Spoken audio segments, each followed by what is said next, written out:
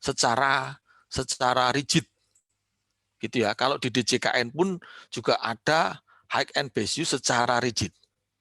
Terus kemudian ada contoh gitu ya dari apa namanya semacam paper atau karya tulis ilmiah mengenai high and best use, teman-teman bisa baca sebagai bahan bacaan teman-teman kalau mau membuat mengenai laporan analisis high and best use. Terus yang terakhir ada tugas yang saya berikan, nanti saya terangkan semuanya ya, nanti saya terangkan semuanya. Nah, ini juga sama, saya cerita lagi ya, di DJKN pun juga kadang-kadang juga melakukan analisis high and best use. Nah, ada beberapa kantor-kantor pemerintah yang berupa barang milik negara yang dalam kondisi tidak high and best use, ya itu juga tidak masalah. Contohnya apa teman-teman? Kalau di Jakarta, teman-teman tahu ada Kementerian Pendidikan dan Kebudayaan. Sekarang jadi kantor Menristek Dikti apa Mendikbud ya, Menteri Pendidikan dan Ristek Dikti. Kantornya adanya di Jalan Jenderal Sudirman di dekat Ratu Plaza. Terus di kantor MH Tamrin itu ada kantor Kementerian Agama. Terus kemudian ada kantor pusat DJP di Jalan Jenderal Gatot Subroto. Itu ya teman-teman ya, teman-teman bisa tahu ya. Kalau kita ngomong high and best use, kalau kita ngomong analisis high and best use, di Jalan Jenderal Sudirman, di Jalan MH Tamrin, di Jalan Gatot Subroto, ada Polda Metro Jaya, itu juga adanya di Jalan Jenderal Gatot Subroto. Jenderal Gatot Subroto adanya di Semanggi, di pas apa namanya jembatan Semanggi. Itu high and best use-nya pasti bukan kantor pemerintah. High and best use-nya kantor-kantor tadi itu adalah pasti komersial. Gitu ya, di DJP juga pasti komersial. Di apa namanya Kementerian Pendidikan dan Kebudayaan gitu ya. Kementerian Pendidikan dan Kebudayaan yang di dekat Ratu Plaza itu ya bagus saya untuk usaha, untuk kantor sewa, untuk mall, untuk hotel, atau untuk kondisi-kondisi yang menghasilkan produktivitas yang maksimal.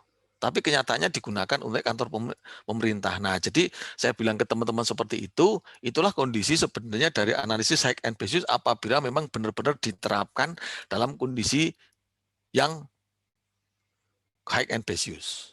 Tapi kenyataannya memang digunakan untuk kantor, gitu ya teman-teman ya. Jadi jangan khawatir kalau nanti hasil penilaian itu bukan kondisi high and best use.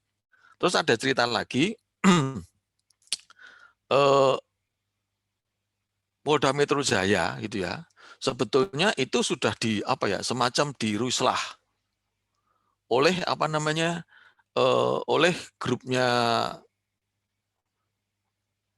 Pacific Place dan teman-teman itu mau dibikin satu kawasan terpadu di situ. Tapi sampai sekarang belum, karena itu masuk ke dalam kawasan strategiknya apa Pacific Place dan teman-teman di situ. Grupnya Tommy Winata. Gitu ya. Sebetulnya mau di apa namanya? Di Ruslah. Polda Metro mau diberikan tempat di tempat yang lain. Di situ mau dibangun tadi grupnya mau Pacific Place dan teman-teman di situ. Tapi sampai sekarang ya belum kesampaian. Masih jadi Polda Metro Jaya atau kalau teman-teman kalau naik angkot namanya Komdak. Itu ya teman-teman ya. Oke, sekarang saya mulai. Nah, ini pengertian dari high and best use, yaitu penggunaan tertinggi dan terbaik. Didefinisikan sebagai penggunaan yang paling mungkin dan optimal dari suatu properti, secara fisik dimungkinkan dan telah dipertimbangkan secara memadai, secara hukum diizinkan, secara finansial layak, dan menghasilkan nilai tertinggi dari suatu properti tersebut. Jadi, kalau di DJKN, analisis high and best use ini dinamakan juga analisis PTT, penggunaan tertinggi dan terbaik. Itu teman-teman ya. Nah, analisis high and best use adalah analisis daya guna tertinggi dan terbaik atas suatu properti. Dalam suatu penilaian, analisis high and best use diperlukan untuk mengidentifikasi penggunaan properti yang paling menguntungkan dan kompetitif dalam rangka mengestimasi nilai properti. High and best use dari suatu bidang tanah bukan hasil analisis subjektif dari penilai, melainkan terbentuk dari kekuatan pasar propertinya. Nah, kekuatan di sini akan menghasilkan nilainya. Ya, jadi analisis high and best use ini memang terbentuk dari kekuatan pasar. Maka diawali dengan melakukan analisis pasar supaya ketahuan sebetulnya yang optimal itu digunakan sebagai apa terhadap suatu properti. Bisa tanah kosong, bisa tanah kosong beserta bangunan atau pengembangan yang ada di atasnya. Nah, teman-teman sudah mengetahui 4 kriteria dalam analisis high and best use, yaitu secara fisik dimungkinkan, secara hukum diizinkan, kemudian secara finansial layak gitu ya, secara keuangan atau pembiayaan layak, kemudian menghasilkan produktivitas yang maksimal, menghasilkan profit atau manfaat yang paling maksimal. Ini merupakan 4 kriteria dalam analisis high and best use. Nah, kriteria fisik yaitu untuk menentukan alternatif jenis penggunaan atau dibangun potensialnya terkait dengan kondisi fisik lahan, baik bentuk tanah, ukuran tanah, topografi, lingkungan, aksesibilitas, sarana dan prasarana, kondisi bangunan, serta risiko dari bencana alam yang akan terjadi.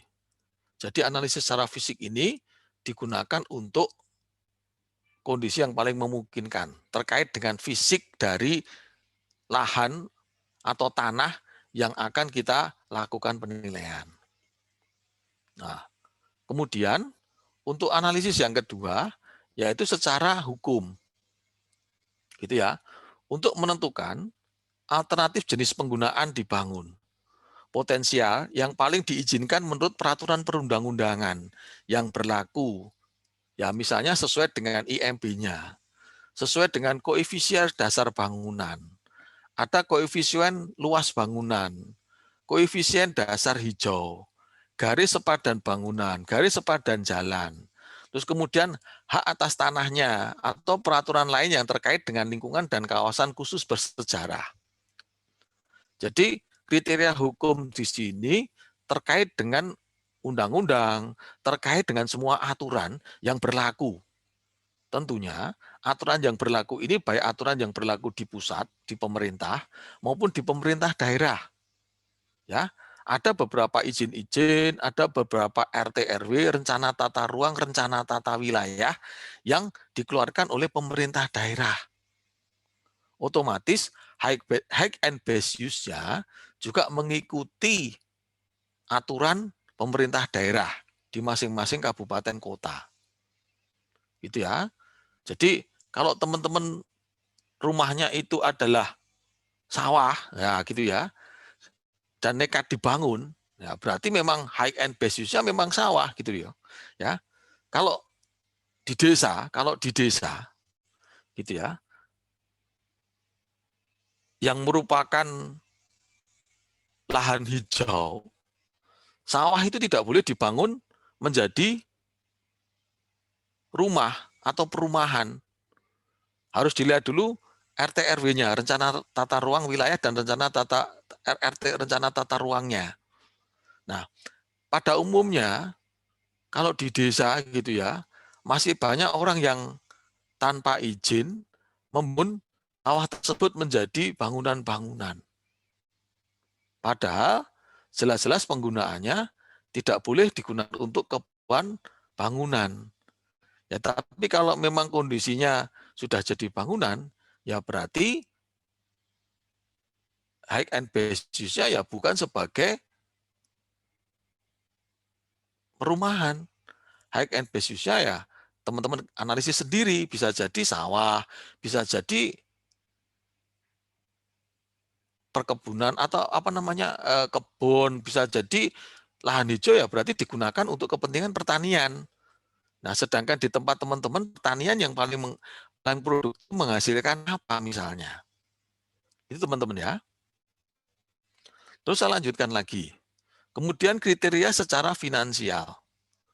Untuk menentukan alternatif jenis penggunaan dibangun potensial yang paling memungkinkan terkait dengan pembiayaan, penerimaan keuntungan tertinggi dibandingkan dengan biaya pembangunan operasional yang dikeluarkan. Jadi finansial ini adalah sampai seberapa jauh kita mampu untuk membiayai suatu proyek dari properti tersebut.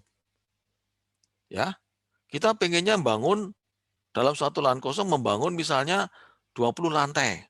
Tapi ternyata biayanya nggak cukup. Ya berarti secara finansial kriterianya nggak masuk. Teman-teman mau membuat rumah kos di suatu lahan tidur. Tapi ternyata kemampuan finansialnya nggak ada. Atau kalau misalnya dibuat lebih banyak, ternyata malah justru biayanya tinggi, tapi hasil yang diberikan tidak maksimal. Berarti ya itu bukan kriteria dalam high and best use-nya. Terus yang terakhir adalah kriteria manfaat produksi. Untuk menentukan alternatif jenis penggunaan atau dibangun yang paling potensial, yang paling mungkin dapat menghasilkan atau manfaat produksi yang paling maksimal, atau kemampuan menghasilkan pendapatan di tingkat permintaan pasar paling tinggi. Jadi artinya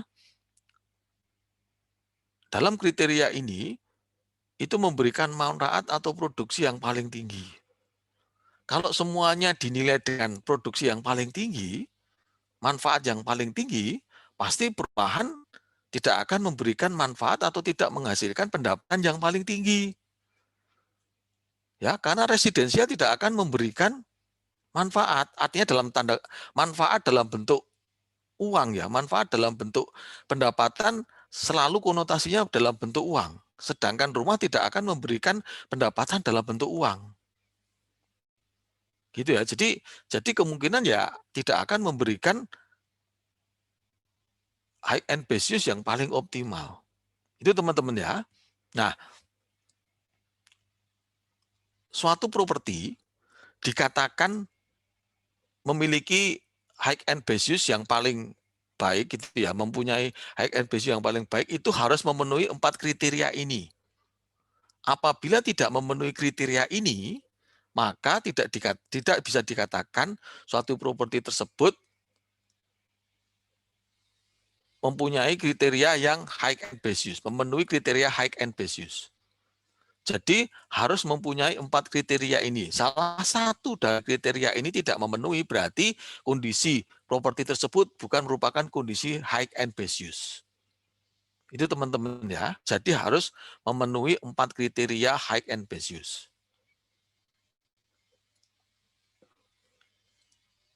Nah, analisis pasar dan analisis high and best use. Hubungan antara analisis pasar dan analisis high and best use. Sebagaimana dimaklumi bahwa nilai pasar ditentukan oleh interaksi antara kekuatan permintaan dan penawaran. Dan keberadaan kekuatan pasar ini perlu dianalisis dan dievaluasi secara cermat dalam menentukan nilai. Kemarin sudah, gitu ya, untuk melakukan analisis pasar. Analisis pasar membantu penilai untuk memperkirakan potensi permintaan dan penawaran properti menurut jenis penggunaan tertentu, existing use maupun potential use. Berarti kalau teman-teman posisinya sekarang mungkin existing use. Memang digunakan untuk perumahan. Untuk menghasilkan nilai yang optimum, perlu interaksi antara high and base use dan kekuatan pasar tersebut.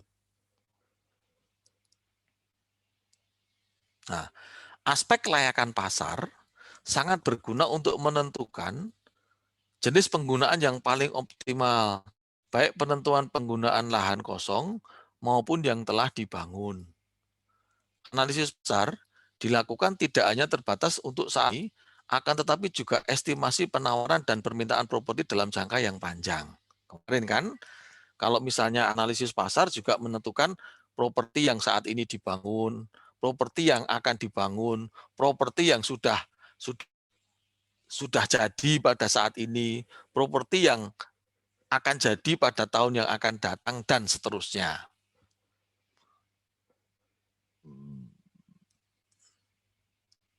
Nah, analisis pasar untuk lahan kosong dan yang telah dibangun.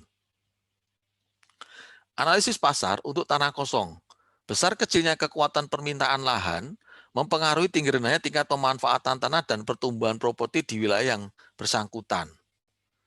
Jadi kalau analisis pasar tanah kosong malah lebih enak daripada tanah yang sudah dibangun. Karena masih bisa dimanfaatkan atau dibangun sesuai dengan kondisi pasar dari properti tersebut. Sedangkan analisis pasar untuk tanah yang telah dibangun, besar kecilnya kekuatan permintaan atas lahan yang telah dibangun atau penggunaan tertentu akan menentukan tingkat pengembalian. Apabila tingkat permintaan rendah, maka jenis penggunaan tersebut kemungkinan besar tingkat pengembalian rendah, kurang layak dari sisi keuangan, dan tingkat hunian yang rendah kurang dapat berproduksi secara maksimal. Nah, kan jadinya kalau memang existing use tadi, berarti akan memberikan tingkat pengembalian yang rendah dari sisi keuangan, finansialnya tidak layak. Dan tingkat hunian yang rendah akan juga bisa menghasilkan berproduksi secara maksimal tadi.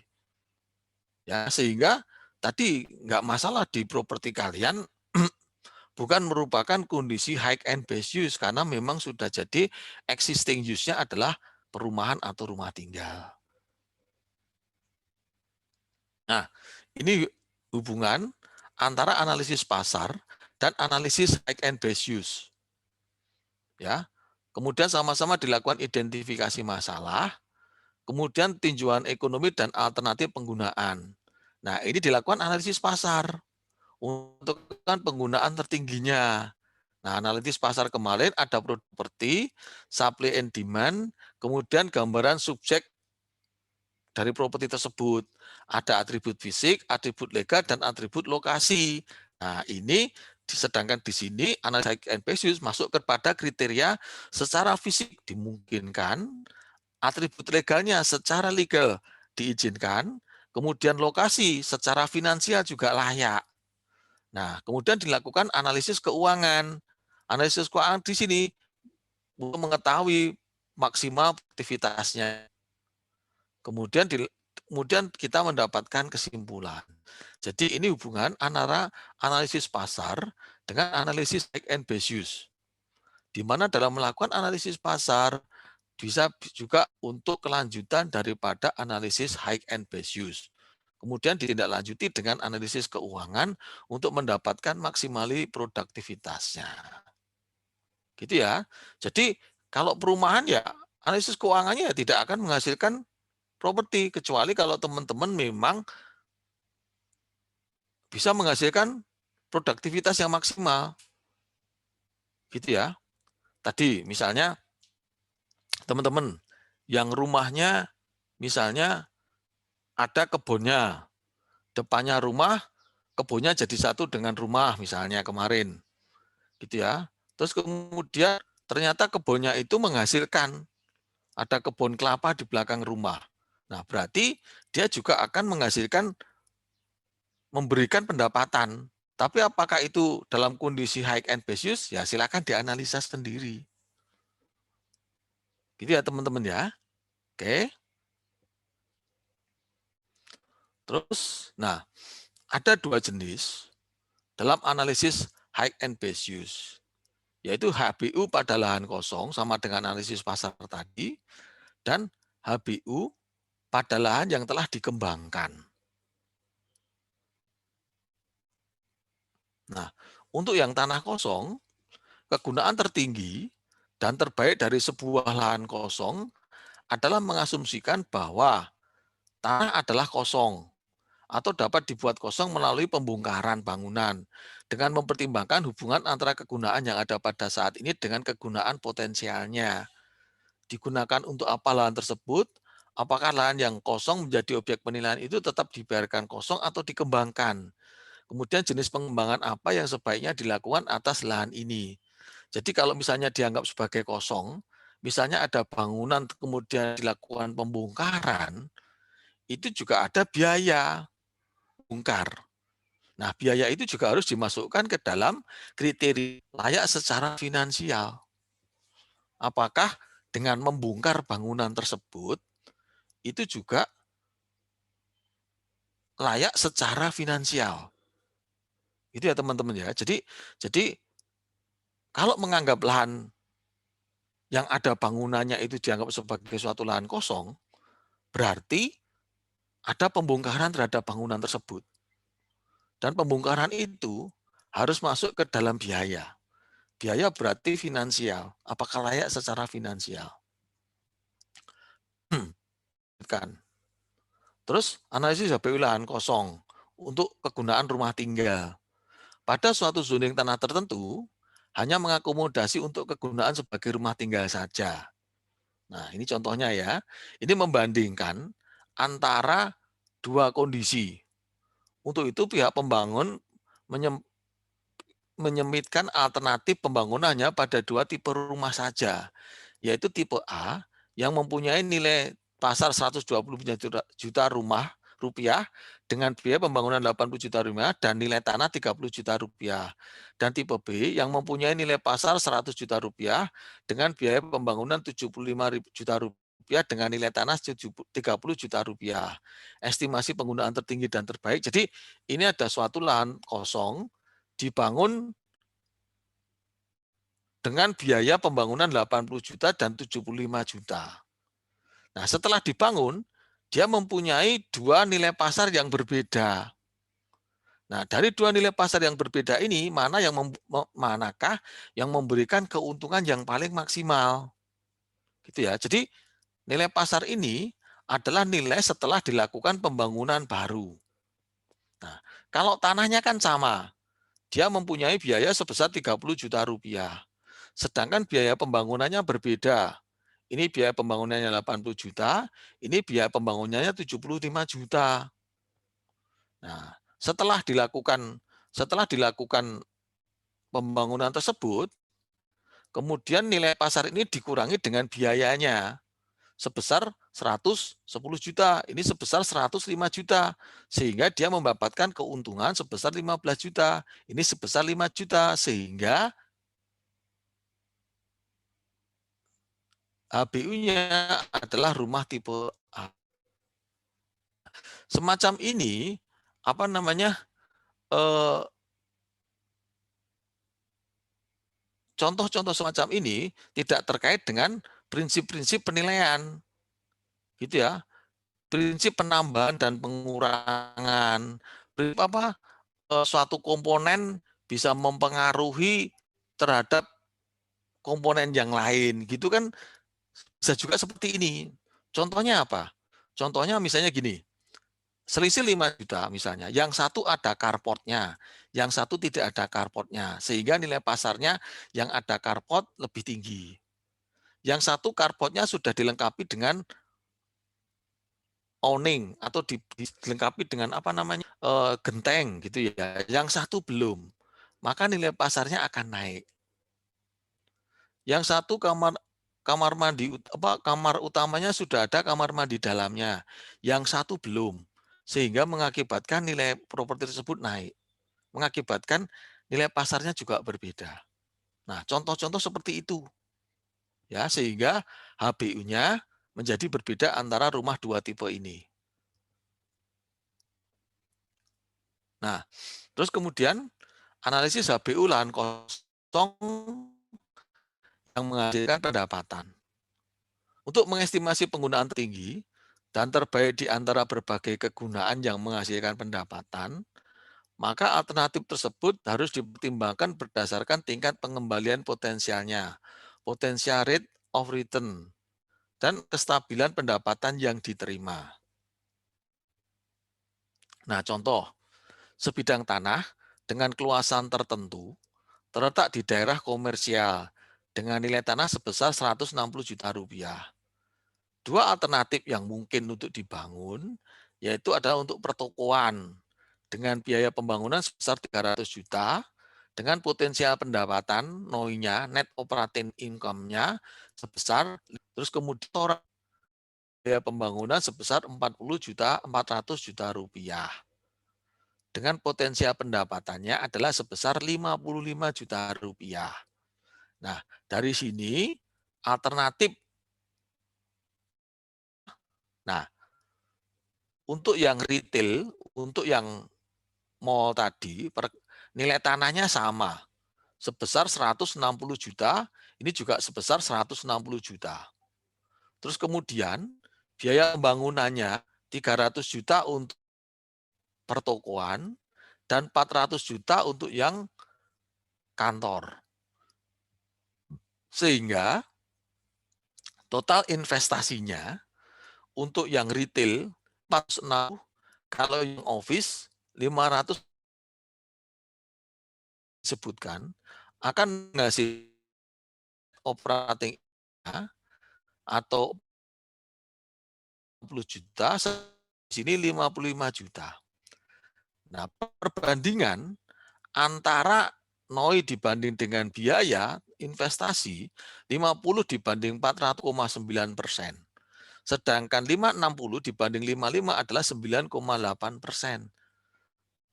Nah, oleh karena itu, analisis HBU terhadap lahan tadi adalah digunakan untuk retail use. Karena ROR-nya adalah lebih baik digunakan untuk retail use-nya yang lebih besar dengan tingkat pengembalian yang lebih tinggi sebesar 10,9% banding 9,8%. Ya, ini contoh-contoh yang sederhana. Nah, selanjutnya analisis HBU terhadap lahan kosong. Kegunaan yang menghasilkan pendapatan tetapi nilai tanahnya tidak diketahui. Dalam beberapa kasus tertentu, nilai tanah mungkin tidak diketahui atau tidak tersedia data pembanding yang mengindikasikan besarnya nilai tanah dari suatu objek atau properti. Jika sebidang tanah dimungkinkan untuk dibangun menjadi 3 alternatif kegunaan, misalnya gitu ya, untuk apartemen, untuk perkantoran, dan untuk pertokoan. Seandainya tingkat kapitalisasinya, capitalization rate-nya adalah sebesar 2, dan biaya pembangunan dan batas waktu pengambilan alternatif tersebut sama, dan tingkat pendapatan operasional bersih atau NOI-nya adalah sebagaimana diantar, maka ya, biaya pembangunannya untuk apartemen 1,2, 1.200 juta, 1,2 M. Terus kemudian untuk office misalnya 950 juta. Terus kemudian untuk retail, terus poinnya dari hasil poinnya 2 juta. Sedangkan office-nya pendapatan bersih 135 juta, retailnya adalah, nah, return of improvement-nya gitu ya, tingkat pengembalian 12%, yang apartemen adalah 2 kali 200 juta, 144 juta. Persen kali 950 juta. Sedangkan yang retail 12% kali 866 juta. Sehingga pengembalian dari adalah 162 dikurangi 144, temu 18 juta. Kemudian yang office use ketemu yang ini, kemudian retail use ketemu 14 juta. Asumsi ketiga alternatif mempunyai tingkat risiko dan batas waktu dengan tingkat kapitalisasi 12%, maka office punya kondisi HBU yang paling baik. Contoh teman-teman, kalau teman-teman kan lebih sederhana, artinya ini kan untuk bangun, kan. Tapi kalau di teman-teman kan perumahan yang apa namanya menghasilkan pendapatan gitu ya. Oke, saya lanjutkan lagi.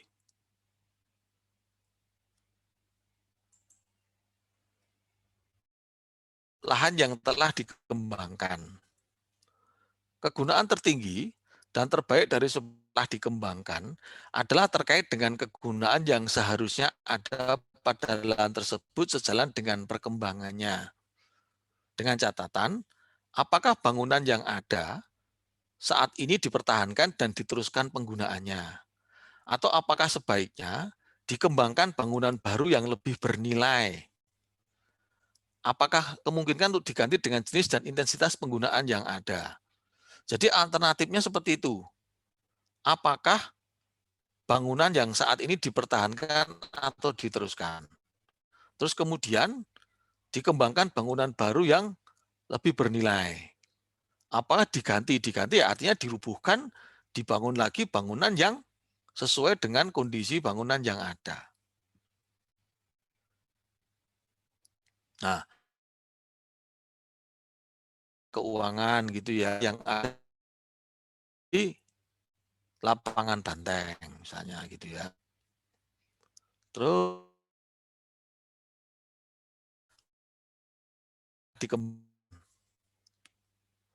lahan yang dilakukan pengembangan kan penggunaan dan terbaik sebagai tanah kosong dan siap untuk dibangun menjadi sebuah penggunaan yang terbaik secara ekonomi. Penggunaan dipengaruhi berapa besar pengembangan yang ada untuk menambah atau memberi terus kemudian sebenarnya diestimasi terhadap nilai properti secara keseluruhan, di mana nilai tanah beserta pengembangannya. Nah, dan pengembangan juga ada nilainya. Jadi nilai kontribusi tersebut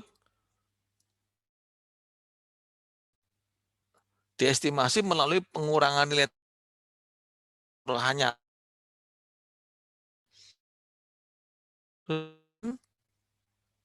jika pengembangan lahan dinilai, maka perlu dilakukan pembongkaran bangunan. Jadi apabila alternatif pengembangan perlu dilakukan. Contohnya seperti ini. Bangun di depan Jalan Bintaro Utama Raya yang saya maksudkan, rumah iring waktu yang semula menjadi perumahan akan berumur tertentu. Nah, awalnya bila dibuat semacam kondisi high end basis adalah kepentingan komersial, makanya itu tidak cocok semacam renovasi untuk menjadi bangunan itu bangunan restoran dan lain sebagainya. Nah, namun terkotak-kotak oleh kamar dan lain sebagainya perlu dilakukan pembongkaran agar bangunan existing yang bisa menyesuaikan terhadap high end base pembongkaran sehingga tanahnya saja untuk dibangun bangunan baru di lokasi Jalan Bintaro Utama.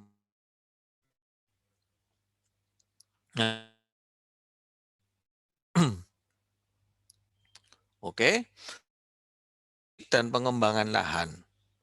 Penilai harus memperhatikan peruntukan kawasan atau zoning seperti daerah perkotaan, pedesaan, pemukiman dan industri. Tadi teman-teman lihat zoningnya. Tadi saya sudah memberikan contoh kalau di desa harusnya sawah tapi dibangun oleh perumahan. RT RW-nya, rencana tata ruang tata wilayahnya harus eh, tapi sudah menjadi sebagai perumahan.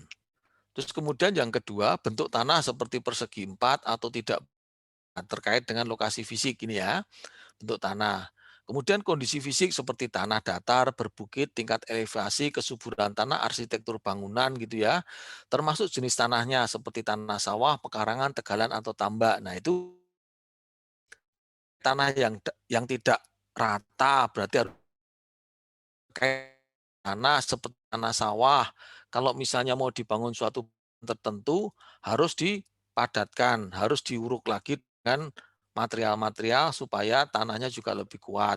Terkait dengan arsitektur bangunan atau terkait pembuatan bangunan di tanah sawah, karena tanahnya tanahnya liat gitu ya, maka konstruksi bangunan disesuaikan. Nah, saran jalan atau aksesibilitasnya seperti kelas jalan, kemudian jalan beraspal, jalan tanah dapat dilalui kendaraan roda 4 atau memiliki sarana angkutan umum. Ya, seperti kelas jalan beraspal.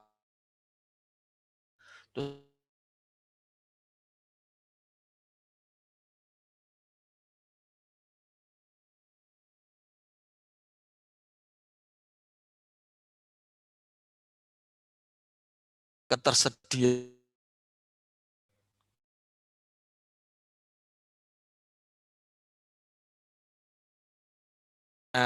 sertifikat HGB-nya, kemudian sebagai bukti untuk melakukan pembangunan. Nah, ini sebuah komplek townhouse terletak di daerah komersial.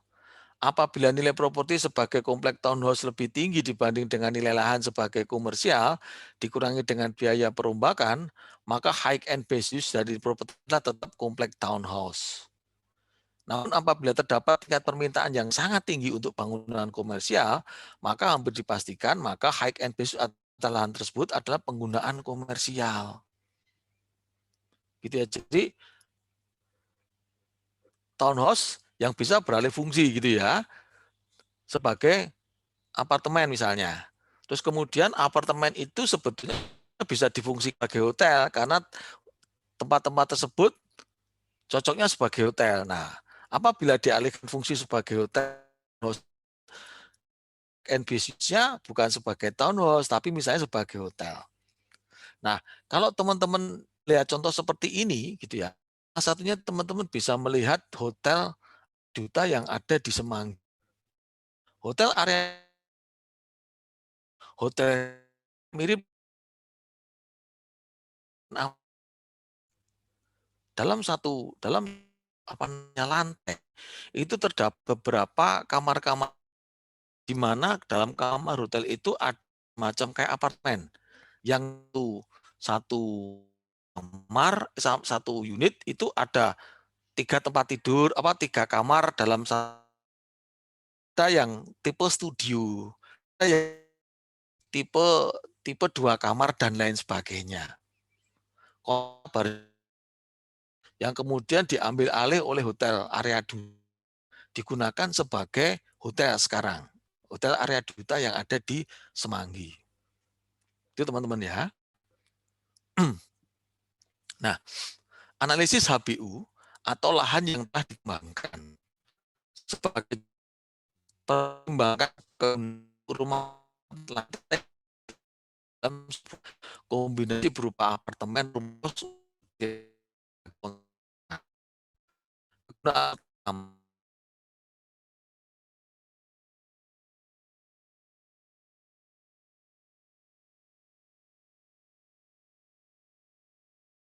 ada para pelajar dan mahasiswa.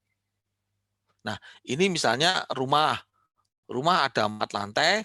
Lantai pertama dapat digunakan untuk disewakan kepada keluarga. Lantai 3 dan 4, 2, 3, 4 dapat disewakan kepada pelajar atau mahasiswa. Nah, misalnya lantai bawah kan dengan nilai 500.000 per bulan. Dan setiap ruangan di lantai 3 disewakan dengan 100.000 per bulan. Pembelanjaan untuk properti seperti untuk perawatan, listrik, PBB, asuransi, dan lain-lain sebesar 2 juta setahun dan dibayarkan oleh pemilik, serta perlu mempertimbangkan tingkat kekosongan atau collection loss-nya. Yang lain itu dapat disewakan dengan nilai bersih 500, di mana biaya-biayanya ditanggung oleh Pertama, itu disewakan sendiri, dikelola sendiri. Yang kedua, itu kostum rumah dikontrakkan. Nah, modal yang diinvest sama 60 juta. Pendapat itu dari kombinasi rumah tadi 9,6, sedangkan di kontrak itu 6,9. Kosongannya dianggap N dari pendapatan kotor, sehingga 0,8 yang 10,345. Efektifnya dikurangi dengan tingkat kekosongannya adalah 9,12 juta, 16,55 juta. Hanya adalah 0 juta. Nah, net operating income-nya, pendapatan bersihnya, dari kombinasi, rumah kombinasi tersebut 7,12 juta,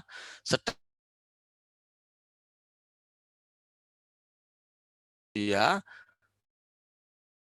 11,9 juta, yang satu 10,6 juta. Jadi perbandingan antara modal NOI dibanding modal 7,12 dibanding dengan 60 juta ketemu 11, sedangkan 6,5 dibanding dengan 60 juta ketemu 10,9%.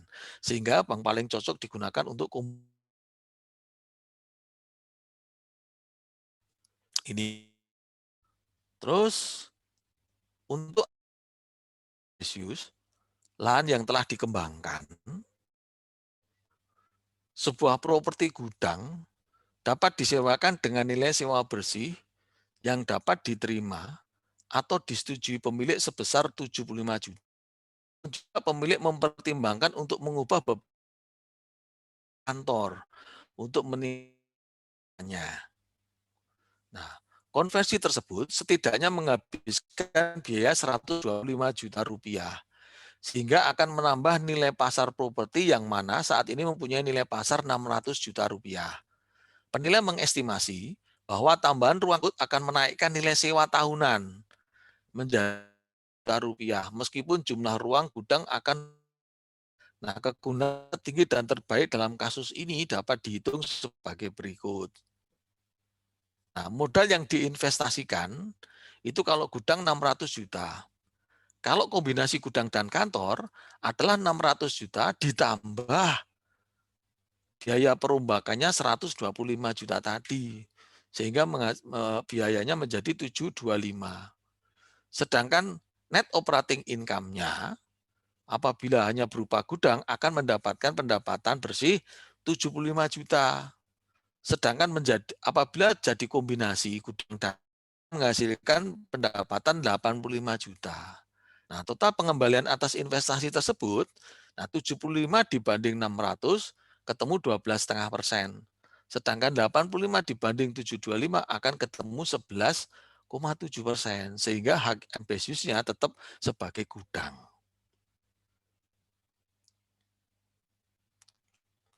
Nah, ini situasi-situasi khusus dalam kondisi high end base use atau high use-nya. Yang pertama adalah use situation. Kemudian interim use, ada lagi situasi legally non-conform use, kemudian use that are not high end base use, terus kemudian multiple space use, use dan excess land.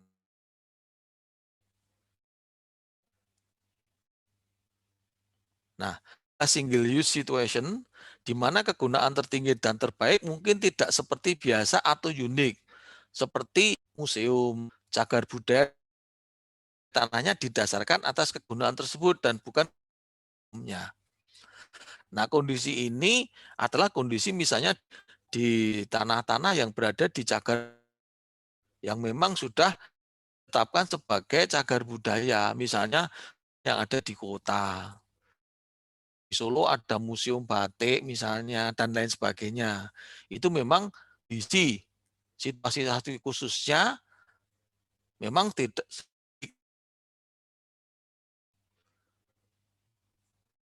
Kalau enggak misalnya tadi teman-teman yang tinggal itu komplek perumahan yang memang tidak boleh digunakan oleh tempat usaha. Memang digunakan hanya untuk rumah. Terus kemudian ada interim use, kegunaan sementara atau interim use dari sebidang tanah kosong ataupun yang telah dikembangkan adalah kegunaan tertinggi dan terbaik yang diantisipasi untuk berubah dalam jangka pendek.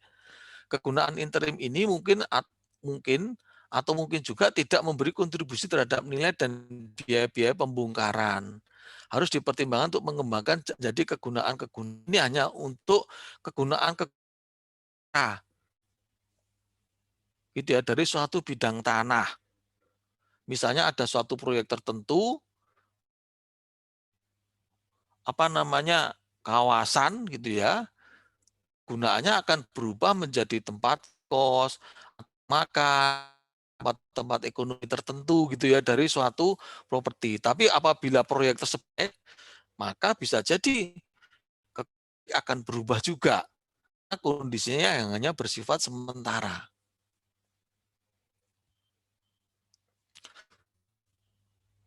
Selanjutnya adalah legally non-conforming use, di mana kegunaan yang sah secara hukum untuk dibuat dan dipertahankan. Tidak sesuai peraturan Probud berkeduplikasi. Kegunaan sementara ini seringkali muncul sebagai akibat dari perubahan zoning.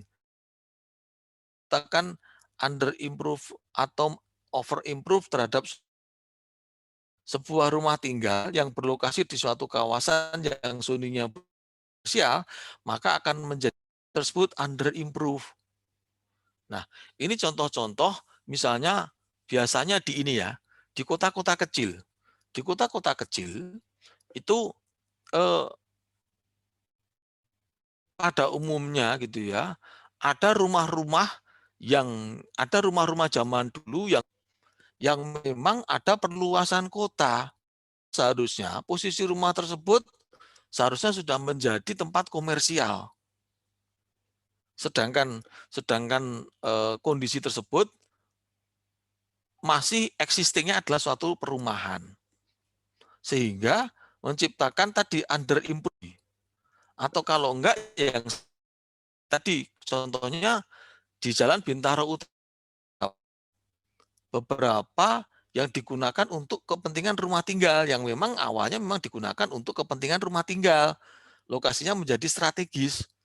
Namun sebetulnya secara high and base use itu adalah under improve atau nilainya sebetulnya berada di bawah nilai dari high and base use-nya sebagai lahan komersial. Terus kemudian use at their not high and base use. Beberapa bangunan dan pengembangan lain yang ada mungkin tidak mencerminkan kegunaan tertinggi dan terbaik dari keadaan tapaknya seandainya kosong. Kegunaan tertinggi dan terbaik umumnya mempunyai kategori yang sama dengan kegunaan saat ini. Kegunaan tertinggi dan terbaik dari suatu tapak yang telah dibangun apartemen yang telah berumur 10 tahun adalah bangunan apartemen baru yang lebih tapak tertentu. Kategori umum kegunaan tertinggi dan terbaik mungkin telah adanya keusahaan eksternal. Nah, ini sebetulnya hanya karena kondisi suatu bangunan tidak sesuai dengan kondisi yang ada di lapangan. Nah, teman-teman kalau misalnya teman-teman pernah main di Tanah Abang gitu ya, di seputar jalan tanah di Jalan Kebun Kacang Raya itu ada semacam rumah rumah rusun, rumah yang kondisinya rusun. Rusun ada sekitar 4 lantai atau 5 lantai. Nah, di situ kondisinya rusun. Kalau seperti ini sudah nggak cocok di situ sebetulnya dijadikan rusun. Nah, mungkin kondisinya memang tetap dijadikan sebagai tempat tinggal, tapi sudah bukan berupa rusun, tapi adalah digunakan sebagai apartemen mewah. Karena sekarang kondisinya sudah berubah menjadi tempat komersial yang memang apabila dibangun apartemen dengan kondisi yang lebih baik dari rusun, laku juga. Gitu ya. Tapi karena memang sudah dari awalnya dibentuk rusun, dan sudah dihuni oleh banyak orang, mungkin sudah diperjualbelikan rusuhnya, sehingga ya gitu ya teman-teman ya. Atau misalnya kalau teman-teman lihat yang beberapa apartemen-apartemen tipe sederhana gitu ya, yang dulu lokasinya sudah di pinggir Jakarta, tapi sekarang sudah berkawasan komersial yang lebih bagus, ya bisa jadi itu sebetulnya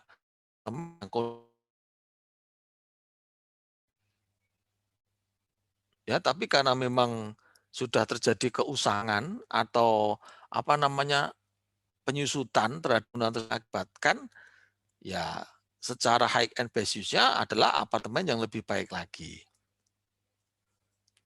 Kemudian multiple use, kegunaan tertinggi dan terbaik mungkin melibatkan lebih dari satu kegunaan tertentu untuk sebuah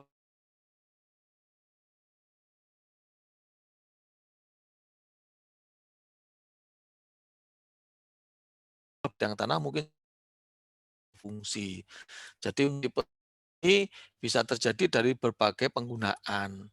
Misalnya dalam suatu mall, di atasnya ada hotel, ada apartemen, dan lain sebagainya.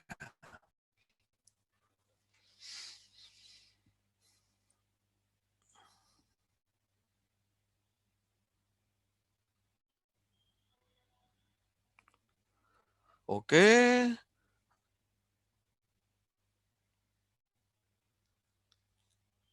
sebentar. Selanjutnya, special purpose use. Purpose use, kegunaan yang hanya sesuai untuk satu tujuan atau sebuah kegunaan yang sangat terbatas jumlahnya, mungkin penilai akan menghadapi masalah praktek dalam menentukan kegunaan tertinggi dan terbaik. Kegunaan yang tertinggi dan terbaik untuk properti jenis ini adalah kegunaan yang ada pada saat ini. Existing use adalah yang terbaik pada saat ini. Gitu ya, special purpose use. Terus kemudian use, investasi pada kegunaan spekulatif adalah tercipta ketika pembeli. Meskipun kegunaan tertinggi dan terbaik pada masa yang akan datang secara sifik tidak dapat diprediksi, namun alternatif logis biasanya dipakai untuk mengidentifikasi kegunaannya. Jadi ini ada alternatif kondisi yang bisa digunakan pada saat ini gitu ya. Ya misalnya ada apa nih. Terus kemudian kegunaan-kegunaan yang bagus pada masa pandemi ini apa misalnya? Gitu kan, misalnya dijadikan sebagai tempat untuk dilakukan apa sekarang yang lagi marak misalnya klinik rapid test atau digunakan sebagai tempat untuk apa pemeriksaan kesehatan dan lain sebagainya. Nah, kondisi terus access land diperlukan untuk atau untuk mengakomodir tertinggi dan terbaik yang primer dari sebidang tanah kosong atau tanah yang di atas ini harusnya dapat diidentifikasi secara jelas dengan melakukan perbandingan terhadap properti-properti sejenis yang berdekatan atau berada pada kawasan yang sama. Access land biasa disebut juga atau tanah sisa gitu ya, yang tidak mendukung dari kegunaan yang ada atau bisa dimanfaatkan untuk kegiatan yang lain. Oke teman-teman, materinya sementara itu dulu. Misalnya kalau misalnya ada pertanyaan, silakan kita diskusi. Oke, silakan kalau misalnya ada yang mau ditanyakan terkait dengan materi kita saat NBSU.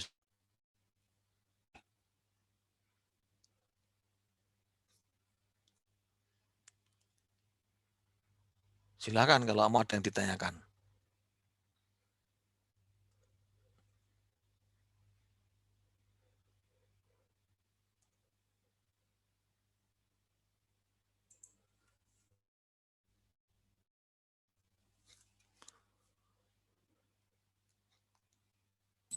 Saya mau bertanya, Pak. Oke, silakan Fikri. Mengenai analisis high and base itu ya, Pak. Itu kan kita kan pasti Ya, pakai RT RW ya, Pak. ya rencana tata ruang tata wilayah, oke ya. Nah, kemudian saya tuh sudah mencoba, Pak. Kemarin itu nyari-nyari itu tentang RT RW daerah saya gitu. Nah, ternyata itu Mm-mm. itu yang diberikan itu, eh, kurang jelas gitu, Pak. Kurang jelas gitu. Nah, nanti membuat analisis gitu ya, Pak, tentang RT RW itu, tentang itu di daerah kita kan kalau kita lihat RT RW itu bakal susah, Pak. Soalnya terlalu kecil gitu, Pak. Apalagi per kecamatan dan RT RW-nya itu kan satu kabupaten gitu, Pak. Nah, itu apakah ada cara gitu, Pak, yang bisa membuat kita itu tahu, oh ternyata zoningnya itu di sini itu ini gitu, residensial atau mungkin uh, untuk komersial atau bagaimana gitu, Pak. Atau untuk cadangan kan ada Eh, juga yang tentang pertanian gitu, Pak. Nah, sorry. Eh,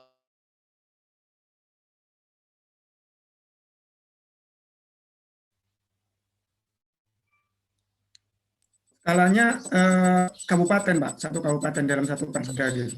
nah, terus kemudian eh, maksud saya gini, tidak ada per desa ini, blok ini adalah pertanian. Desa ini kemudian blok ini adalah digunakan untuk kawasan ini itu enggak ada. Untuk itu saya belum mendalami lebih lanjut sih, Pak. Tapi saya kemarin itu lihat yang di lampiran itu, Pak, yang di map itu, Pak. Map tentang Hmm, daerah kan ada cadangan cadangan pemukiman, ada yang kan itu, Pak. Nah, itu kecil sekali, Pak. betul. Ada di posisi mana kayak gitu. Oh, ya mau nggak mau berarti harus dicari data lagi, Fikri. Artinya dicari data lagi yang bisa mengetahui daerah kita itu memang lahan pertanian atau memang maksudnya memang digunakan untuk kepentingan perumahan seperti itu. Baru kemudian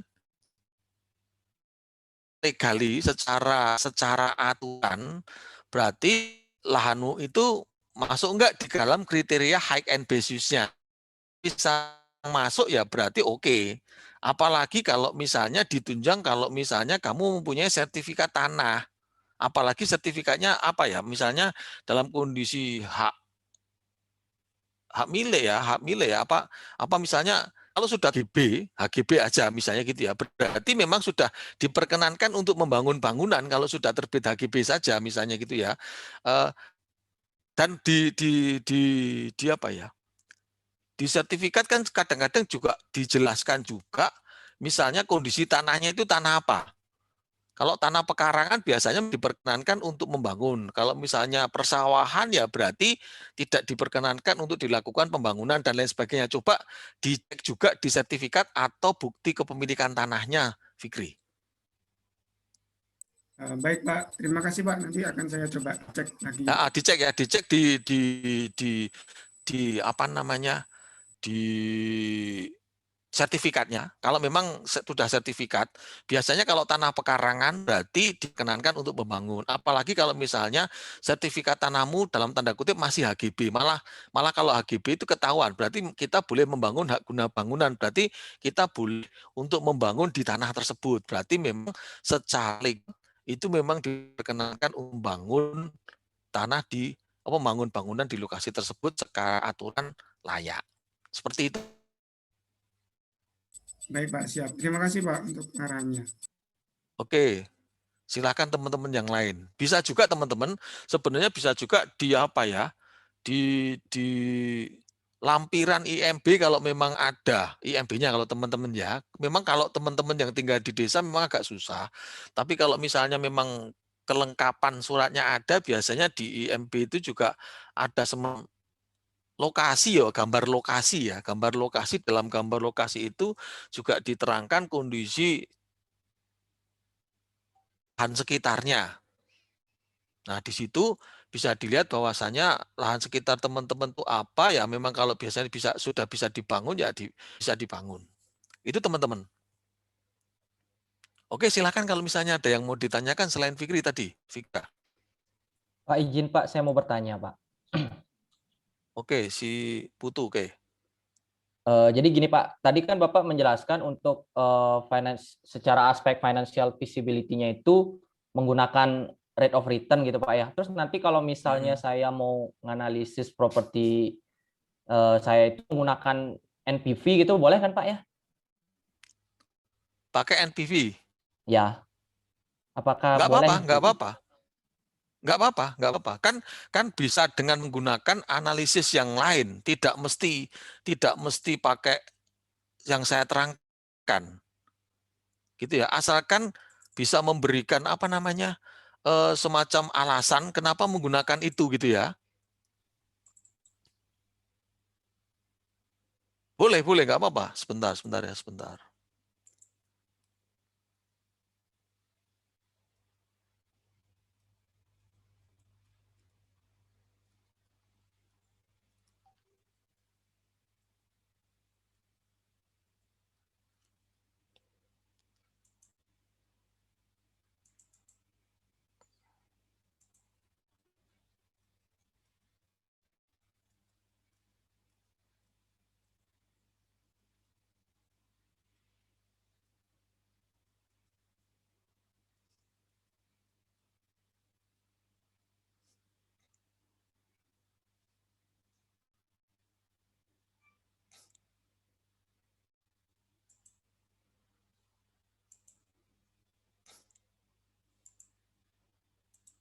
Nah, kalian boleh menggunakan analisis kelayakan proyek. Ya, NPV boleh, IRR boleh, PP boleh, discounted EP boleh. Jadi silakan saja nggak apa-apa. Ya, silahkan menggunakan tadi. Saya kan hanya sebatas mencontohkan saja tadi, gitu ya. Silakan boleh. Oke, Putu ya. Baik Pak, dapat terima Oke kasih ya. Pak. Oke, silahkan yang lain. Yang gampang-gampang aja.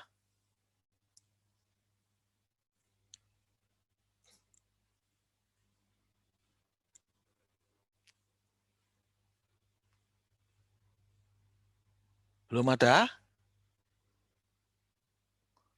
Kalau belum ada, kita lihat sama-sama. Ini ya. Sebentar.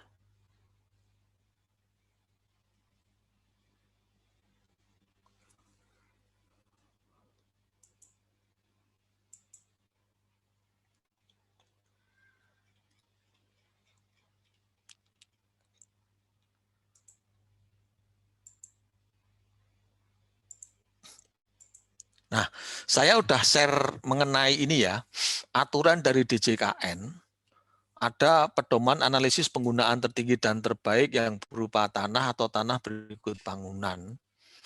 Nanti silahkan kalian baca sendiri gitu ya. Ini sudah saya carikan aturannya, kalau kemarin memang mungkin ada teman-teman yang susah nyari aturan gitu ya. Cuman saya juga belum ngecek ya, apakah ada aturan yang terbaru terkait yang ini gitu ya. Ini sementara yang paling baru yang saya miliki gitu, yang saya miliki. Tapi saya belum cek lagi apakah ada yang lebih baru dari yang tahun 2013 ini. Gitu ya, saya belum cek. Tapi nggak apa-apa. Minimal kalau untuk buat belajar teman-teman sudah ada pegangannya dulu lah. Kita nggak apa-apa kalau buat belajar mah kita bebas. Artinya pakai aturan yang lama pun untuk sementara ini untuk buat belajar nggak apa-apa. Gitu ya, makanya hitung-hitungan kalian pun mau pakai hitungan versi DJKN, mau pakai hitungan versi DJP, KJPP juga saya bebaskan karena konteks kita belajar, pembelajaran. Pembelajaran itu masih bebas karena teman-teman juga tadi belum jelas mau ke DJP, DJKN atau KJPP atau kemana. Jadi kita malah bisa saling memberikan masukan atau kita bisa mengerti mana yang menurut teman-teman itu yang lebih bagus, lebih kurang lengkap atau lebih lengkap, dan mana malah kita bisa saling memberikan masukan dan mengkritisi. Tapi tentunya untuk tujuan pembelajaran ya. Nah, ini di DJKN aturannya seperti ini, teman-teman lihat tanah dan bangunan. Jadi analisis PTT kalau di mereka itu ada dua macam analisis PTT gitu ya. Analisis PTT ringkas itu berupa tinjauan umum terhadap aspek legalitas, fisik, keuangan, dan produktivitas secara maksimal. Terus komprehensif, tinjauan umum secara aspek secara maksimal. Jadi gini, ada yang ringkas, ada yang analisis yang untuk penilaian gitu ya. Jadi gimana ya? Jadi mereka itu ada yang sekedar melaksanakan analisis PTT tok, tidak berkelanjutan. Tapi ada yang dilakukan analisis PTT itu dalam rangka melakukan penilaian properti yang lain. Gitu ya. Jadi ada yang dalam rangka melakukan penilaian properti yang lain. Jadi analisis PTT ringkas digunakan untuk pemanfaatan BMN, untuk pemindahantanganan BMN gitu ya. Nah, penilaian barang jaminan, dan ini kemudian ini juga untuk pemanfaatan BMN, pemindah tanganan BMN, pengurusan piutang, penyelesaian berkas Cina, dan lain sebagainya. Nah, nanti silakan dibaca sendiri seperti apa yang diringkas, kemudian semacam apa yang dimaksud dengan komprehensif. Gitu ya. Jadi permohonan pilihan analisis PTT ringkas, nah analisis PTT komprehensif yang merupakan permohonan penugasan terpisah dari permohonan penugasan penilaian. Jadi kalau yang komprehensif itu malah justru terpisah dari penilaian permohonan penilaian. Nah sebetulnya teman-teman itu nanti nggak apa-apa kita buat komprehensif, tapi sebetulnya nanti teman-teman itu akan melakukan analisis PTT yang ringkas sebetulnya, karena untuk tujuan kita penilaian properti residensial. Tapi kalau teman-teman mau dibuat komprehensif pun juga tidak ada masalah bagi saya. Malah justru lebih lengkap. Gitu ya, sebetulnya yang kita, kalau versi DJKN, kita itu sebetulnya mau melakukan analisis PTT yang ringkas ini. Karena kita malah bagian PTT yang akan kita lakukan adalah merupakan bagian dari penilaian properti residensial. Namun kalau teman-teman akan melakukan penilaian yang komprehensif juga nggak ada masalah. Karena memang lebih baik yang melakukan komprehensif ini nanti kita gabung dengan penilaian pada saat melakukan penilaian properti residensial. Gitu ya. Jadi pada saat ujian tengah semester yang kita buat PTT ini, nanti pada ujian akhir semester yang kita buat laporan penilaian properti residensial. Tapi analisis PTT-nya dijadikan satu dengan analisis penilaian properti residensial, merupakan bagian dari analisis penilaian properti residensial tadi. Gitu. Jadi kita setengah jalannya itu membuat PTT ini. Nah, nanti digabungkan untuk menjadi satu laporan penilaian. Nah, ini contohnya. Ya.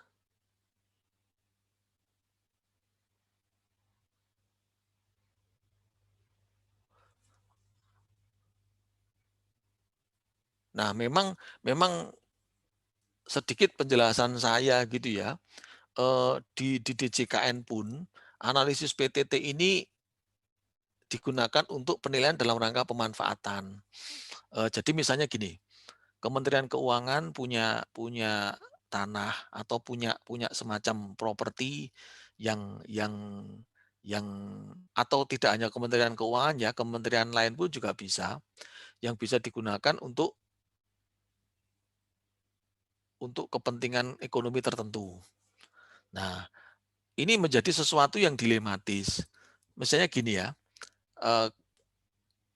ada tanah kosong, ada investor yang datang. Pak, saya gunakan ini untuk kepentingan mall. Terus kemudian dilakukanlah analisis PTT. Nah, ternyata analisis PTT, Pak, ini nggak bisa digunakan untuk kepentingannya mall. Ini hanya bisanya digunakan untuk kepentingan kantor sewa. Nah, akhirnya dari si penyewa tadi, Pak, kami menyewanya untuk tujuan mall. Kami nggak bisa menyewa untuk tujuan kantor, karena kantornya sudah jenuh. Nah, akhirnya tanah itu jadi nganggur lagi. Karena si penyewa tetap kekeh bikinnya mall. Atau kalau enggak, jadinya seperti ini. Pak, oke Pak, saya sewa untuk dijadikan kantor sewa selama periode tertentu. Dengan konsep misalnya bangun serah guna atau bangun guna serah. Tapi kalau rugi, saya nggak bisa store ke negara ya. Nah, ini juga nggak berani juga DJKN gitu ya.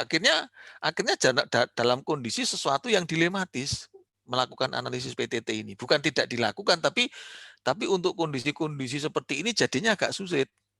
Karena investor kadang-kadang kekeh tetap kepentingan penilaian dengan kepentingan bisnis akhirnya bisa sedikit berbeda. Gitu ya, kepentingan penilaian dengan kepentingan bisnis akhirnya bisa jadi sesuatu yang berbeda. Kayak tadi saya sebutkan tadi, tanah di kantor pusat DJP, kalau itu dibangun mall, misalnya gitu ya, atau dibangun komersial yang lain, mungkin akan memberikan hasil yang lebih maksimal. Tapi kenyataannya tetap digunakan untuk kantor DJP. Tanah yang digunakan untuk Kementerian Pendidikan dan Kebudayaan itu juga berada di Jalan Jenderal Sudirman di Jakarta. Tapi ya tetap digunakan untuk kantor itu. Padahal high end business-nya kalau ngomong seperti itu, ya digunakan untuk sewa. Sudah nggak sesuai HBU-nya. Kantor itu harus diusir kalau kita ngomong HBU. Gitu teman-teman ya. Ini, jadi itu contoh-contoh kadang-kadang kepentingan bisnis dengan kepentingan penilaian berbeda. Jadi nggak apa-apa kalau teman-teman memang nanti HBU-nya di tempat teman-teman itu berbeda dengan kondisi yang ada di lapangan. Nah ini analisis PTT-nya DJKN, ya infrastruktur, aksesibilitas tadi juga sudah saya banyak terangkan. Ya nanti silahkan di ini ya. Nah ini untuk yang komprehensif gitu ya. Tanah dan bangunan. Nah nanti silakan teman-teman ini sendiri, baca sendiri.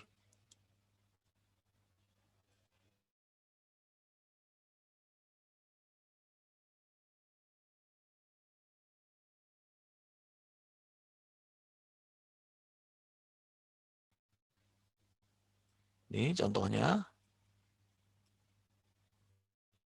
Ada GSB, KDB, KLB gitu ya.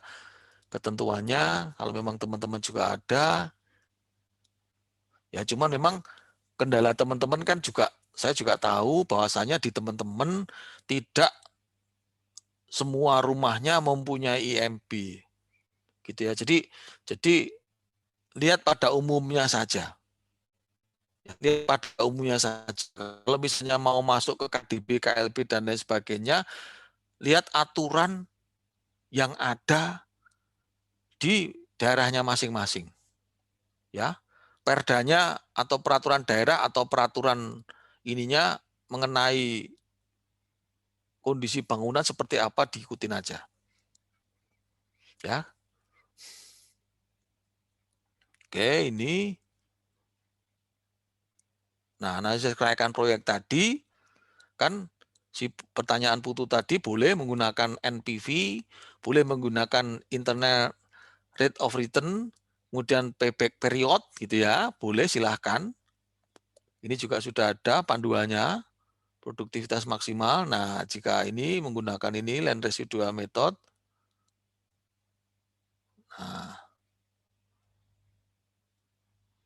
Nah, ini contoh ininya. Apa laporan secara komprehensif, silahkan nanti dibuat ini juga seperti ini, nggak apa-apa. Nanti pada saat mencantumkan di laporan apa namanya, laporan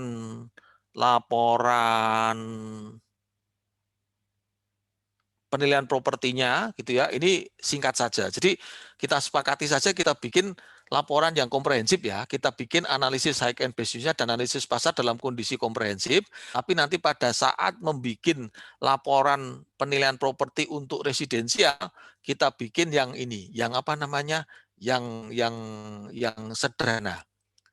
Gitu ya. Teman-teman boleh menggunakan ini. Gitu ya. Ini.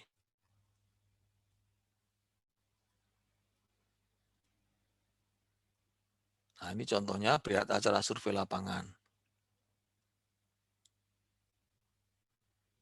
Oke teman-teman ya, seperti ini. Ada yang mau ditanyakan dulu teman-teman? Sebelum saya lanjutkan yang lain dulu, kalau masih ada.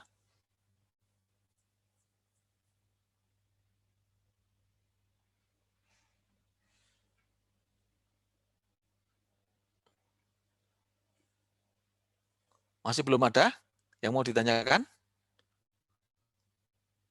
Belum ada sepertinya, Pak. Apa? Artinya masih belum ada. Belum ada ya? Oke, saya lanjutkan lagi. Terus saya juga ini ya, apa namanya, ada ini, apa namanya, memberikan contoh analisis high and base use. Nah, ini kalau ini sebagai bacaan teman-teman gitu ya. Yang kemarin kan juga teman-teman saya minta untuk mencari jurnal-jurnal gitu ya. Nah, ini juga sama sebagai pengganti kuis, nilai kuis gitu ya, sebagai nilai kuis, sebagai pengganti jurnal. Ini juga sama. Ini contoh salah satu jurnal gitu ya. Ini dipakai juga boleh gitu ya. Cuman hanya bisa untuk satu orang ini ya. Nah, ini juga contoh jurnal yang ada terkait dengan analisis high and base use-nya. Nah, ini terkait dengan high and base use-nya gitu teman-teman ya. Ini daftar pustakanya juga pakai ini Pak Purwoto juga, Pak Budi Harjanto, dan ini ada beberapa jurnal yang berbeda. Teman-teman kalau misalnya teman-teman mau beli buku, mungkin kalau Bu Harjanto sudah punya teori dan praktek penilaian properti ini, Pak Prawoto juga bagus, gitu ya. Lumayan, isinya kayak hampir-hampir seperti punyanya Pak Harjanto dan Budi dan Wahyu Hidayati ini gitu ya. Kebetulan saya kemarin juga beli gitu ya. Saya juga belum punya, iseng-iseng saya beli lewat online gitu teman-teman ya. Saya beli online, harganya sekitar 80-90 ribu lah saya beli online lah. Nggak sampai 100 ribu sampai rumah gitu ya. Cuman sehari dua hari sampai lah. Kalau teman-teman mau beli ya silahkan beli online juga ada harganya sekarang itu bisa lumayan bisa buat patokan atau ini pegangan lah. Itu teman-teman ya. Terus yang terakhir tugas gitu ya. Ini juga saya berikan tugas untuk yang terakhir ini tugas untuk sebentar.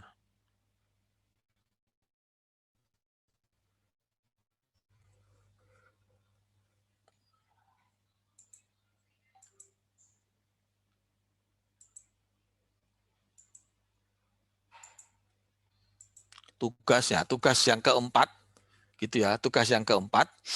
Tugas yang keempat ini pengumpulannya bareng ya sama tugas yang ketiga kemarin ya.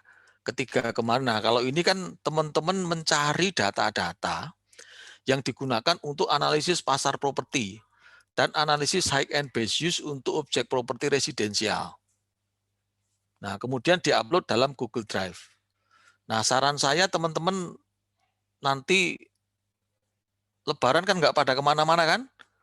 Kan juga nggak diperkenankan mudik kan, Lebaran kan? Susah kan untuk mudik kan? Atau teman-teman kan kebetulan sudah di rumah orang tuanya, jadi nah mungkin tapi ada juga yang mau mudik ke rumah apa kakeknya atau rumah neneknya dan lain sebagainya gitu ya. Maksud saya iseng-iseng sambil mengerjakan tugas ini sambil kotak-katik mencari data dan apa namanya melakukan penilaian high and base use. Jadi nanti pada saat ujian tengah semester teman-teman sudah siap karena mengerjakannya sudah jauh-jauh hari. Gitu ya. Karena nanti di tugas yang kelima itu kita akan belajar analisis pasar properti.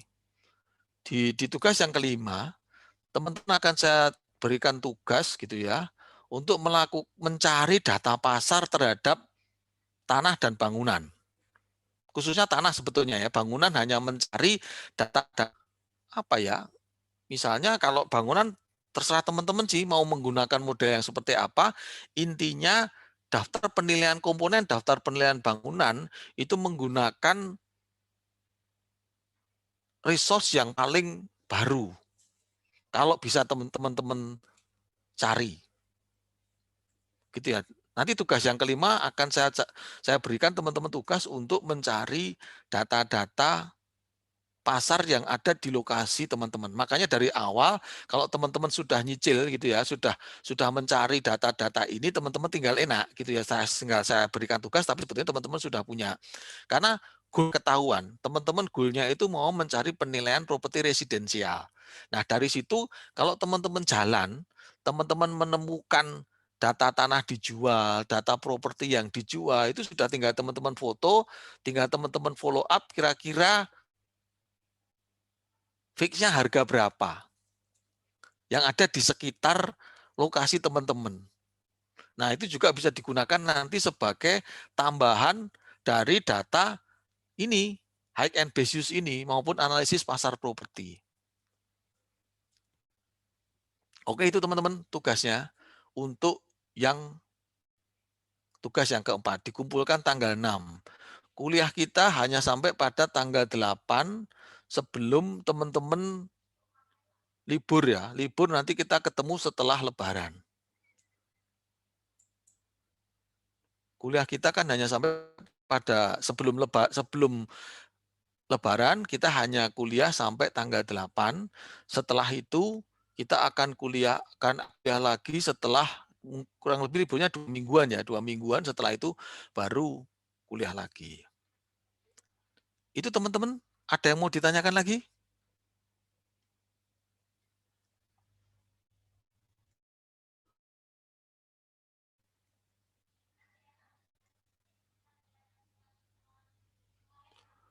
Kalau misalnya belum ada pertanyaan gitu ya, kita bisa beralih ke WA group gitu ya. Tapi saya harapkan gitu ya, waktu yang tersisa, masih ada waktu yang tersisa kurang lebih 1 jam. Kalau misalnya di WA group pun tidak ada pertanyaan, bisa teman-teman manfaatkan untuk searching data, mencari data menggunakan media internet saja, nggak usah kesana kemari. Teman-teman tetap di depan komputer, bisa mencari data untuk kepentingan analisis pasar dan high and base use di lingkungannya masing-masing. Gitu ya. Kalau teman-teman rumahnya atau lokasinya sama sih, kalau mau berbagi tugas dari teman yang lain sih silakan. Misalnya rumahnya sama-sama di Magelang, sama-sama di Purworejo, ada 5 orang misalnya, ya bisa tukar-menukar datanya. Gitu ya. Tapi kalau misalnya rumahnya yang di Medan hanya 1 orang, ya terpaksa untuk mencari datanya sendiri. Gitu ya. Jadi masih ada waktu sekitar bisa katakan data terkait analisis pasar dan analisis high and base use. Gitu teman-teman. Ada yang mau ditanyakan lagi nggak? Sebelum kita beralih ke WAG dan mengerjakan tugasnya. Masih ada waktu 1 untuk mengerjakan tugasnya. Nyicil untuk mengerjakan tugasnya. Izin bertanya, Pak. Silakan Yofi. Berarti kalau misalkan di kompleks perumahan itu mentok-mentoknya nggak ada HBU-nya, itu HBU-nya dianggap residensial gitu, Pak? Bukan dianggap ya, tapi berdasarkan analisis, ya memang kondisinya residensial. Tapi kan gini Yofi, perumahan itu kan beda-beda. Artinya gini, kalau kalian lihat perumahan di Bintaro Jaya, ada perumahan misalnya di Menteng, ada perumahan yang di luar jalan itu pasti mempunyai ada kondisi HBU yang berbeda. Kalau yang kondisi di Menteng atau perumahan-perumahan dalam klaster Bintaro Jaya, pasti HBU-nya adalah tetap perumahan.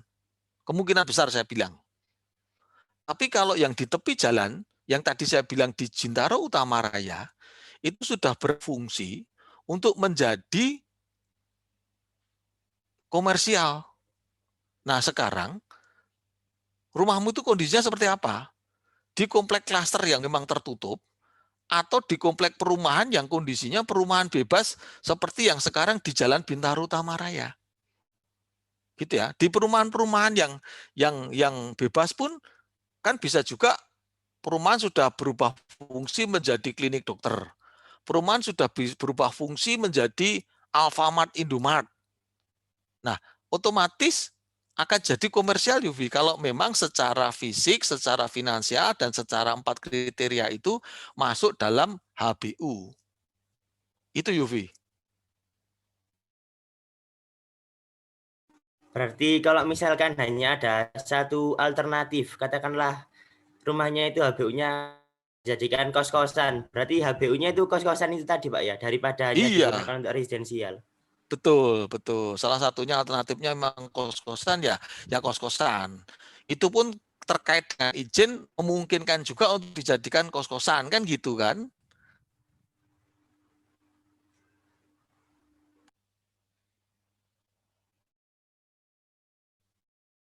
Bisa diterima Yufi. Bisa, Pak, bisa. Terima kasih, Pak. Ya, kos-kosan pun kan sebenarnya kalau kita mengacu pada aturan pajak daerah, kos-kosan yang lebih dari 10 pintu ya sebagai apa hotel gitu ya. Artinya bisa dikenakan pajak hotel dan restoran, pajak hotel lah. Bisa dikenakan sebagai pajak hotel. Gitu ya. Jadi harus mengacu. Nah, kalau misalnya kamu hubungkan dengan dana itu juga ada masalah.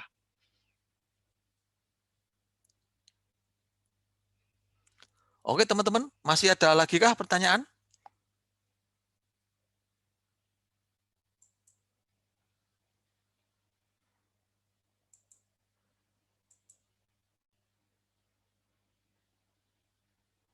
Oke, teman-teman, ini jumlah peserta 30 orang, namun di tempat saya masih ada 2 orang yang belum absensi.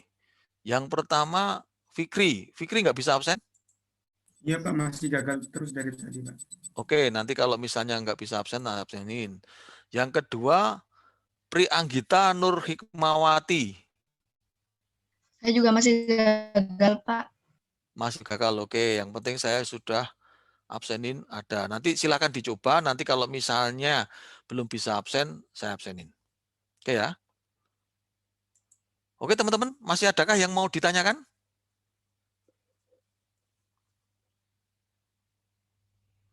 Oke, kalau misalnya sudah nggak ada yang mau ditanyakan, kita bisa beralih ke WA Group.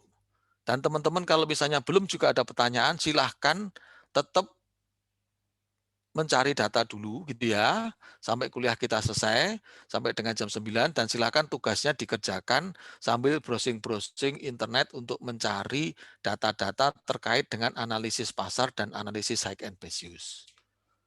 Oke teman-teman ya, cukup ya? Baik Pak. Cukup ya? Oke teman-teman, kuliah dengan media Zoom kita akhiri, saya akhiri.